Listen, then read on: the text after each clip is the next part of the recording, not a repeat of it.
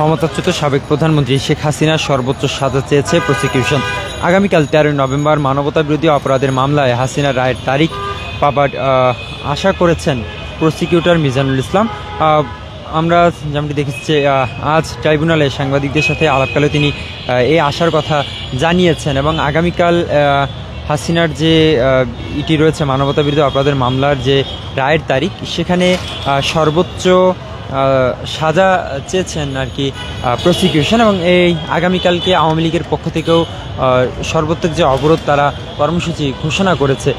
আপনাদেরকে যেমনটি বলতে চাই যে আওয়ামী লীগের এই কর্মসূচিকে কেন্দ্র করে এবং শেখ হাসিনার যে বিরুদ্ধে যে রায়ের যে তারিখটি রয়েছে এই আগামীকাল এই অর্থাৎ 13 নভেম্বরকে কেন্দ্র করে রাজধানীর সহ দেশের বিভিন্ন জায়গায় নিরাপত্তা জোরদার করা হয়েছে। আমরা দেখছি বিজিবি মোতায়েন করা হয়েছে রাজধানীতে। এই মুহূর্তে আমরা ঠিক রয়েছি হাইকোর্টের যে গেটটি রয়েছে সেই হাইকোর্ট গেটের সামনে এবং এখানে দেখছেন যে আপনারা বাংলাদেশ বর্ডার গার্ডের যে সদস্য যারা রয়েছেন সেই বিজিবি কিন্তু মোতায়েন করা হয়েছে।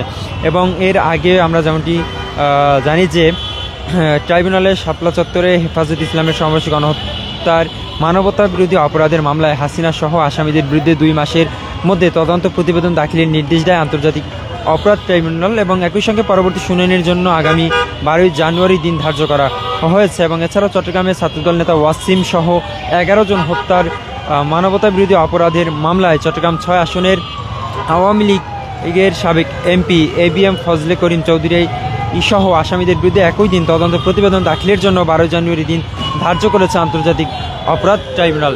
আগামীকাল যে বিষয়টি রয়েছে যে সাবেক ক্ষমতাচ্যুত প্রধানমন্ত্রী যিনি 2024 সালে ছাত্র জনতার তুমুল আন্দোলনের মধ্য দিয়ে যার পতন হয় এবং তিনি ভারতে পালিয়ে সেখানে আশ্রয় নিয়েছেন এখন পর্যন্ত, সেই হাসিনার যে সর্বোচ্চ সাজা চাইবেন প্রসিকিউশন। এবং এই দিনটিকে কেন্দ্র করে আওয়ামী লীগের পক্ষ থেকেও বিভিন্ন ধরনের কর্মসূচি হাতে নেওয়া হয়েছে। ইতিমধ্যেই রাজধানীর বিভিন্ন জায়গায় জ্বালাও পোড়াও অগ্নিসংযোগের যে ঘটনাগুলো কিন্তু ঘটছে। এবং আপনারা জানেন যে আওয়ামী লীগের কার্যক্রম ইতিমধ্যেই নিষিদ্ধ করেছে বাংলাদেশের অন্তর্বর্তীকালীন সরকার। সেই কার্যক্রম নিষিদ্ধ হওয়া আওয়ামী লীগ এবার কিন্তু আমরা দেখছি তারা আবারও ফিরতে চাইছেন মাঠে। বিভিন্ন ধরনের নাশকতার ছক সাজাচ্ছে আওয়ামী লীগ। আইন শৃঙ্খলা রক্ষাকারী বাহিনীর সদস্যরাও রয়েছে সতর্ক অবস্থানে। রাজধানী জুড়েই কিন্তু আমরা দেখছি কঠোর নিরাপত্তা এবং বিজিবি মোতায়েন করা হয়েছে। এই মুহূর্তে আমি দাঁড়িয়ে আছি হাইকোর্টের ঠিক সামনে, যেখানে আপনারা দেখছেন বিজিবি এবং এর ঠিক পাশেই পুলিশ রয়েছে। বলা চলে যে একেবারেই নিরাপত্তার চাদরে ঢাকা রয়েছে রাজধানী ঢাকা।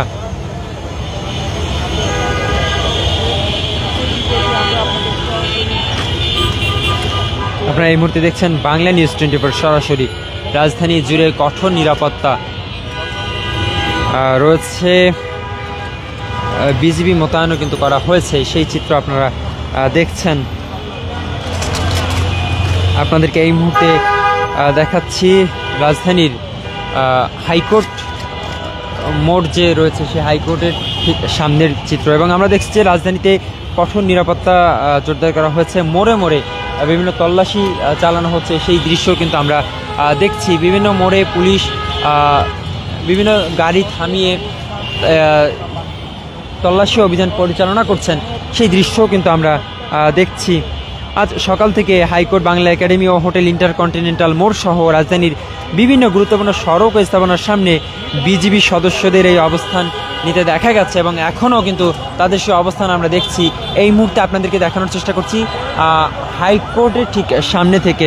এবং একইভাবে আজ কিন্তু আমরা এবং এর গতকাল থেকেও দেখেছি আমরা পুলিশের যে সতর্ক অবস্থান এবং রাজধানীর প্রধান প্রধান সড়কে বিপুল সংখ্যক পুলিশ ও র্যাব সদস্যদের অবস্থান নিতেও দেখা গেছে।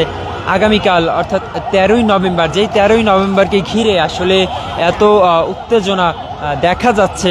আগামীকাল 13 নভেম্বর শেখ হাসিনার যে বিরুদ্ধে মানবতা বিরোধী অপরাধের যে মামলার রায়ের দিন ধার্য করা হয়েছে এবং শেখ হাসিনার বিরুদ্ধে সর্বোচ্চ সাজা চাইবেন প্রসিকিউশন, সেই বিষয়টিও কিন্তু বলা হয়েছে। আসলে আওয়ামী লীগের যে লকডাউন ঘোষণা করেছে সেই লকডাউন ঘিরেও কঠোর নিরাপত্তা জোরদার করা হয়েছে আইন শৃঙ্খলা রক্ষাকারী বাহিনীর সদস্যদের পক্ষ থেকে।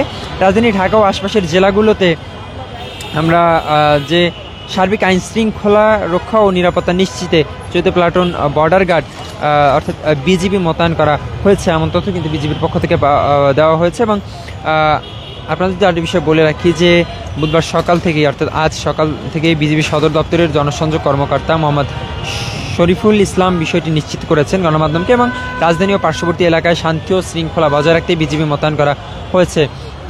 এবং আমরা দেখেওছি যে রাজধানীর বিভিন্ন মোড়গুলোতে পুলিশ, বিজিবি, রেপ্টেকশন ব্যাটালিয়ন, র্যাব তাদের যে সতর্ক অবস্থান সেটি আমরা লক্ষ্য করেছি। এই মুহূর্তে আপনারা দেখছেন যে হাইকোর্টের মেন গেটে আমরা অবস্থান করছি, এবং এখানে আপনারা দেখছেন যে কড়া নিরাপত্তা কিন্তু জোরদার করা হয়েছে। আমরা দেখছি বিজিবির যে সাজোয়ার রয়েছে সেই সহ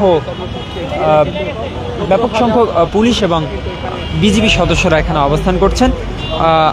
আওয়ামী লীগের পক্ষ থেকে ঘোষণা করা হয়েছে লকডাউন, এবং হাসিনার সর্বোচ্চ সাজাও চেয়েছেন প্রসিকিউশন। রাজধানী জুড়ে কঠোর নিরাপত্তা এই মিলিয়েই কিন্তু আসলে চলছে। আপনাদেরকে সরাসরি জানাচ্ছিলাম রাজধানীর এই যে হাইকোর্ট মোড় রয়েছে সেই হাইকোর্ট মোড় থেকে। ক্ষমতাচ্যুত প্রধানমন্ত্রী শেখ হাসিনার বিরুদ্ধে দায়ের করা মানবতা বিরোধী অপরাধের মামলায় সর্বোচ্চ সাজা চেয়েছে প্রসিকিউশন। প্রসিকিউটর মিজানুল ইসলাম আশা করেছেন যে আগামীকাল অর্থাৎ বৃহস্পতিবার 13ই নভেম্বর এই মামলার রায়ের তারিখ ঘোষণা হতে পারে। এবং আজ সাংবাদিকদের সঙ্গে এই প্রসঙ্গে কথাও বলেছেন তিনি। এবং শেখ হাসিনার যে বিচার প্রক্রিয়াকে বিভিন্নভাবে বাধাগ্রস্ত করার চেষ্টা করা হচ্ছে, আসামি পক্ষের লোকজন ধরনের প্রোপাগান্ডা ও বিভ্রান্তি ছড়াচ্ছে, এই অভিযোগও তোলা হয়েছে প্রসিকিউশনের পক্ষ থেকে। এবং আপনাদেরকে আসলে যে বিষয়টি বলছিলাম, হাসিনা সর্বোচ্চ সাজাও চেয়েছে প্রসিকিউশন, এবং এই যে আগামীকাল যে রায়টি হতে পারে, রায়ের যে তারিখ ধার্য করা হয়েছে, এই দিনটিকে কেন্দ্র করে আওয়ামী লীগ নানা ধরনের নাশকতার ছক সাজাচ্ছেন। তারা ইতিমধ্যেই কর্মসূচি ঘোষণা করেছেন। অবশ্য বাংলাদেশে এই মুহূর্তে আওয়ামী লীগের কার্যক্রম নিষিদ্ধ রয়েছে, এবং এর মধ্যেও তারা সক্রিয় হয়ে ওঠার চেষ্টা করছে। আবার আওয়ামী লীগ বিভিন্ন জায়গায় বিভিন্ন ধরনের যানবাহনে তারা অগ্নিসংযোগ করছেন, এবং আমরা আরও যে বিষয়টি লক্ষ্য করেছি তাদের মধ্যে বিভিন্ন জায়গায় ককটেল বিস্ফোরণ হচ্ছে। আসলে এগুলোর দায় কিন্তু সাধারণ মানুষ আওয়ামী লীগের উপরেই দিচ্ছে। তারা যেহেতু ইতিমধ্যে লকডাউন ঘোষণা করেছে, এবং তারা বিভিন্ন ধরনের অফিস আদালত বন্ধ রাখার জন্য বলেছে, এবং আমরা দেখেছি তারা প্রোপাগান্ডা অব্যাহত রেখেছে। বিভিন্ন ধরনের বিভ্রান্তিকর তথ্য তারা সোশ্যাল মিডিয়ার মাধ্যমে ছড়িয়ে থাকেন, এবং আগামীকাল তারা সর্বোচ্চ এই যে লকডাউন পালন করার আহ্বান জানিয়েছেন তাদের বিভিন্ন অনলাইনের মধ্য দিয়ে। এবং এই মুহূর্তে আপনারা যেমন দেখছেন যে হাইকোর্টের সামনে কঠোর নিরাপত্তা বলায় জোরদার করা হয়েছে। তো এই ছিল এখন পর্যন্ত রাজধানীর হাইকোর্ট মোড় থেকে সর্বশেষ।